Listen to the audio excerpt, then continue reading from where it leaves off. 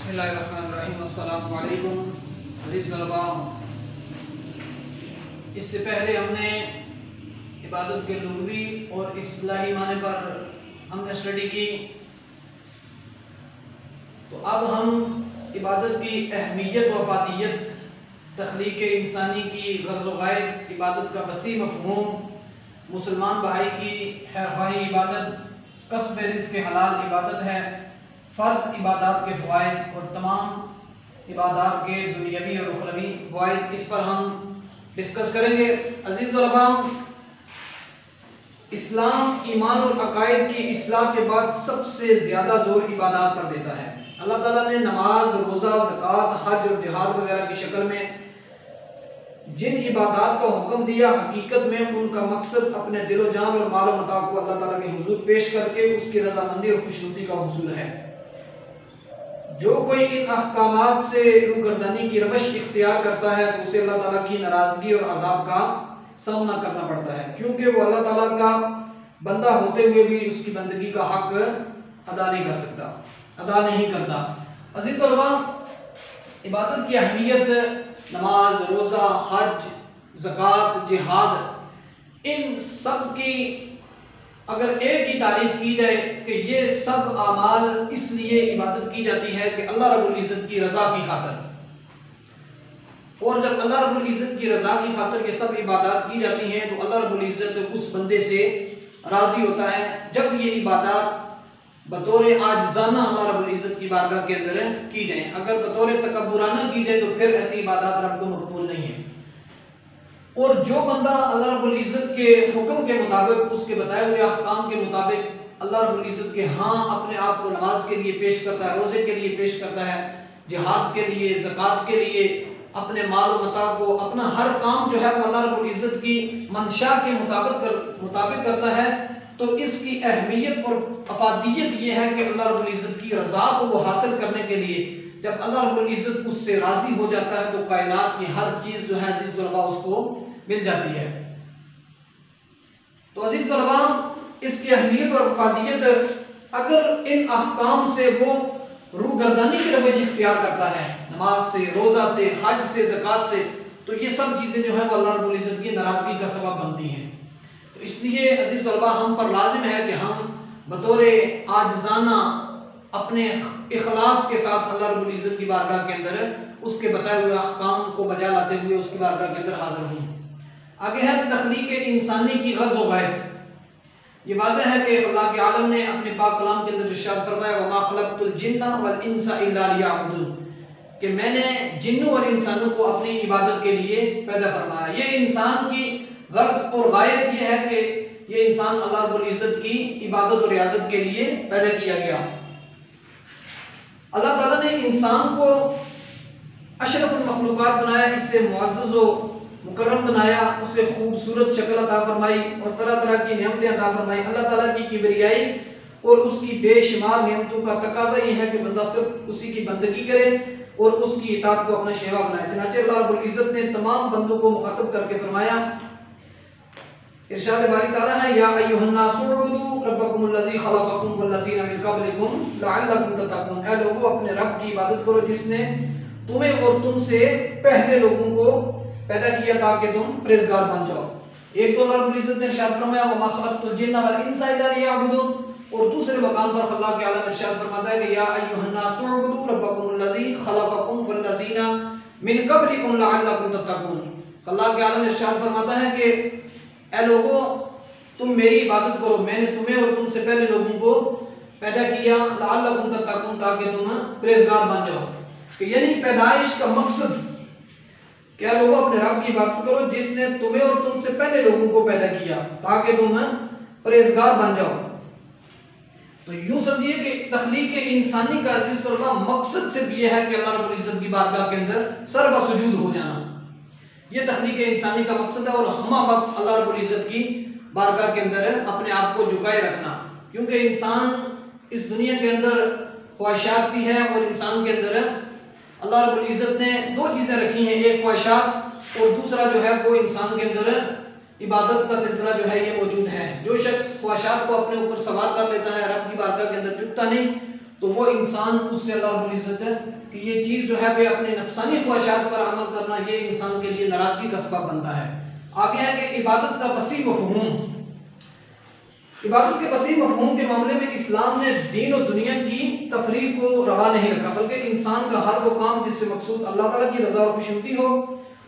اور اس کے احکامات پر عمل ہو عبادت میں داخل ہے۔ اس اعتبار سے ایسے اعمال جن کے ذریعے انسان اللہ تعالیٰ کی فرما برداری کا اظہار کرتا ہے یا کسی مخلوق کے فائدے کا کام کرے اور مقصد خالص اللہ کی رضا ہو تو یہ عبادت کے وسیع مفہوم میں داخل ہے۔ یہ نہیں کہ کوئی بندہ فقط نماز پڑھ لے، روزہ رکھ لے، حج زکوٰۃ سب کچھ کرے، یہ بھی عبادت ہے، لیکن ساتھ اللہ کی مخلوق کی جو مدد ہے یہ بھی عبادت کے اندر شامل ہے کہ اپنے ہمسایوں کا خیال رکھے، حقوق اللہ اور حقوق العباد پہ انسان اس کا خیال رکھے، تو یہ بھی عبادت کے وسیع مفہوم کے اندر شامل ہے۔ عزیز طلباء، آگے مسلمان بھائی کی خیرخواہی عبادت کہ اپنے مسلمان بھائی کے ساتھ انسان کا معاملات اور تعامل کس طرح کا ہونا چاہیے، کسی مسلمان بھائی کی خیرخواہی کرنا عبادت ہے۔ اس سلسلے میں آن حضرت صلی اللہ علیہ وآلہ وسلم آپ نے ارشاد فرمایا کہ جس نے کسی مومن سے دنیاوی تکالیف میں سے کوئی تکلیف دور کی تو اللہ جل مجدہ روز قیامت اس کی تکلیف کو دور کرے گا، اور جس نے کسی تندرست مومن کے لیے آسانی پیدا کی اللہ تعالیٰ دنیا و آخرت میں اس کے لیے آسانی پیدا فرمائے گا۔ یہ کتنی بڑی بات ہے کہ اللہ رب العزت کے پیارے حبیب صلی اللہ علیہ وآلہ وسلم آپ نے فرمایا کہ جس نے اس دنیا کے اندر کسی مومن کی تکلیف کو دور کیا تو اللہ رب العزت خلاق عالم کل بروز حشر اس کی اخروی تکلیف میں سے تکلیف کو دور کرے گا، اور جس نے اللہ رب العزت کے کسی بندے کے لیے دنیا کے اندر آسانیاں پیدا فرمائی تو اللہ رب العزت کل بروز حشر اس کے لیے آسانی پیدا فرمائے گا۔ عزیز طلباء، یہ دنیا کی آسانی تو بڑا آسان کام ہے، لیکن کل بروز حشر اللہ رب العزت کی طرف سے آسانیوں کا پیدا کر دینا یہ انسان کے لیے بڑی سعادت مندی کی بات ہے۔ آگے ہے کہ کسب رزق حلال عبادت ہے کہ حلال رزق حاصل کرنا اور حرام سے بچنا بھی عبادت میں داخل ہے، کیونکہ انسان کو رزق حلال کمانے اور حرام سے بچنے کا حکم دیا گیا۔ حرام کی کئی صورتیں ہیں جن میں سے ایک صورت رشوت ہے۔ حدیث میں رشوت کی بھرپور مذمت بیان کی گئی ہے۔ ارشاد نبی صلی اللہ علیہ وآلہ وسلم ہے کہ رشوت لینے اور دینے والے پر اللہ تعالیٰ کی لعنت ہے۔ ایک اور مقام پر ارشاد فرمایا کہ الراشی والمرتشی کلاہما فی النار، کہ رشوت دینے اور لینے والا دونوں جہنم میں ہیں۔ کہ کسب رزق حلال بھی عبادت ہے، وہ بندہ نماز پڑھتا ہے، روزہ رکھتا ہے، حج کرتا ہے، زکوٰۃ دیتا ہے، عزیز طلباء یہ سب کام کرنے کے بعد اگر وہ اپنا اس کا جو ہے وہ رزق حلال وہ نہیں کماتا بلکہ وہ حرام کی طرف جاتا ہے تو نبی اکرم نور مجسم شفیع معظم صلی اللہ علیہ وآلہ وسلم اور حرام کے اندر بہت سے مطلب ہے کہ پہلو موجود ہیں، ان میں سے ایک پہلو جس طرح کہ رشوت اور رشوت ستانی ہے کہ رشوت دینا اور لینا، تو نبی اکرم نور مجسم شفیع معظم صلی اللہ علیہ وآلہ وسلم آپ نے فرمایا کہ جو بندہ رشوت ستانی یا رشوت دیتا اور لیتا ہے اس پر اللہ تعالیٰ کی لعنت ہے، اور دوسرے مقام پر ارشاد فرمایا کہ الراشی والمرتشی کلاہما فی النار، نبی اکرم نور مجسم شفیع معظم صلی اللہ علیہ وآلہ وسلم آپ نے فرمایا کہ رشوت دینے والا اور لینے والا کلاہما فی النار دونوں جہنمی ہیں۔ اور اسی طرح اور بھی جو اس طرح کی چیزیں ہیں کہ جن کے اندر یہ مطلب ہے کہ رزق حلال کے برعکس مطلب حرام چیزوں کا جو ہے وہ وجود پایا جاتا ہے، ایسی ہر چیز سے بندے کو بچنا چاہیے، جس طرح کہ سود لینے والا اور اس طرح کی جتنی بھی حرام کمائی ہے اس سے بچنا چاہیے، کیونکہ رزق حلال جو ہے یہ کمانا بھی عبادت ہے۔ جب بندے کا رزق پاکیزہ نہیں ہوگا، حلال نہیں ہوگا تو اس کی کوئی بھی عبادت رب کی بارگاہ کے اندر قبول نہیں ہوگی۔ اور فرض عبادات کے دنیاوی اور اخروی فوائد، عزیز طلباء اللہ تعالیٰ نے جو عبادات فرض کی ہیں اس میں بے شمار دنیاوی اور اخروی فوائد ہیں۔ عبادت کو صحیح طور پر ادا کرنے کا صلہ اللہ تعالیٰ کی رضا اور جنت کا حصول ہے۔ ایک اللہ کی عبادت کرنے سے بندہ ذہنی سکون اور اطمینان حاصل کرتا ہے، در در کی ٹھوکریں کھانے سے محفوظ ہو جاتا ہے، اس طرح اس کی عزت نفس محفوظ ہو جاتی ہے۔ اللہ تعالیٰ کی عبادت کرنے والا اللہ کی رضا اور خوشنودی کے لیے اس کی مخلوق سے محبت کرتا ہے اور اس کی خدمت کرتا ہے، جس کے نتیجے میں وہ لوگوں کا محبوب بن جاتا ہے۔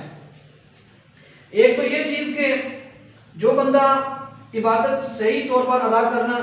کرنے کا صلہ اللہ تعالیٰ کی رضا اور جو درست عبادت کرتا ہے اس کے اندر جو ہے وہ اللہ تعالیٰ کی رضا مقصود ہے۔ اور دوسرا یہ ہے کہ اطمینان قلب، اللہ کے عالم نے اپنے پاک کلام کے اندر ارشاد فرمایا الا بذکر اللہ تطمئن القلوب، اگر تم دل کا اطمینان چاہتے ہو، در در کی ٹھوکروں سے بچنا چاہتے ہو، تو پھر کیا کرو کہ میری بارگاہ کے اندر آ کے جھک جاؤ۔ جو میری بارگاہ کے اندر جھک جاتا ہے اللہ رب العزت اس کی در در کی ٹھوکروں سے محفوظ کرتا ہے۔ جب بندہ در در کی ٹھوکروں سے محفوظ ہوتا ہے تو پھر کیا ہوتا ہے کہ اس کی عزت نفس محفوظ بن جاتی ہے۔ اور جو بندہ اللہ رب العزت کی عبادت کرتا ہے وہ اللہ رب العزت کی مخلوق سے محبت کرتا ہے۔ جب وہ اللہ رب العزت کی مخلوق سے محبت کرتا ہے تو اللہ رب العزت لوگوں کے دلوں کے اندر عزیز طلباء اس شخص کی محبت کو پیدا فرما دیتا ہے اور وہ شخص لوگوں کا بھی محبوب بن جاتا ہے۔ ایک تو اللہ کا محبوب بن جاتا ہے، اسی طرح جو اللہ کے برگزیدہ اور نیک بندے ہیں، اللہ کے اولیاء ہیں، وہ عبادت کے ذریعے بہت آگے چلے جاتے ہیں اور اللہ کی مخلوق سے بھی محبت کرتے ہیں۔ جب اللہ کی مخلوق سے محبت کرتے ہیں تو اللہ جل مجدہ اپنی مخلوق کے اندر پھر اس شخص کی محبت کو ڈالتا ہے، پھر وہ شخص لوگوں کا محبوب بن جاتا ہے۔ اور تمام عبادات کے دنیاوی اور اخروی فوائد، عزیز طلباء عبادت چونکہ ایک مستقل اور مسلسل عمل کا نام ہے، اس لیے عبادت گزار انسان میں مستعدی اور اپنے کام سے دلچسپی جیسی صفات پیدا ہوتی ہیں کہ تساہل اور سستی جیسی ناپسندیدہ صفات ایک عابد کی زندگی سے نکل جاتی ہیں۔ عبادات انسان کو وقت کی قدر و قیمت کا احساس دلاتی ہیں، پابندی وقت کا عادی بناتی ہے، جس طرح کہ اللہ تعالیٰ نے عبادات کی ادائیگی کے لیے اوقات متعین کر دیے، اسی طرح اہل ایمان اپنے تمام امور بر وقت انجام دینے کے خوبور ہو جاتے ہیں اور آج کا کام کل پہ نہیں چھوڑتے، جس سے وقت کے ضیاع کا امکان نہیں رہتا اور معاشرے کے ذمہ دار شہری بن جاتے ہیں۔ عبادات انسان کی 24 گھنٹے کی زندگی کو باقاعدہ بنا کر اسے دنیا اور آخرت کی کامرانیوں سے سرفراز کرتی ہیں۔ اس طرح وہ آخری سانس تک معبود حقیقی کی عبادت میں مگن رہتا ہے، جو منشاء خدا بندی یہ ہے۔ ارشاد باری تعالیٰ ہے وَاعْبُدْ رَبَّكَ حَتَّى يَأْتِيَكَ الْيَقِينُ، اپنے پروردگار کی عبادت کرو یہاں تک کہ تمہاری موت کا وقت آ جائے۔ عزیز طلباء یہ عبادت جو ہے یہ اس انسان کو ایک وقت کا پابند بناتی ہے، جس طرح کہ ایک نماز ہے، اب نماز کے لیے دیکھیں ایک متعین وقت ہے، اوقات کو متعین کر دیا گیا ہے۔ جو بندہ رب کی عبادت کو متعین وقت کے اندر ادا کرتا ہے اس کا دنیاوی فائدہ یہ ہے کہ وہ باقی کام کو بھی اپنے وقت پر سر انجام دیتا ہے اور وہ تساہل، سستی اور دوسرے کاموں سے محفوظ رہتا ہے۔ تو عزیز طلباء اللہ کے عالم سے دعا ہے کہ مجھے اور آپ کو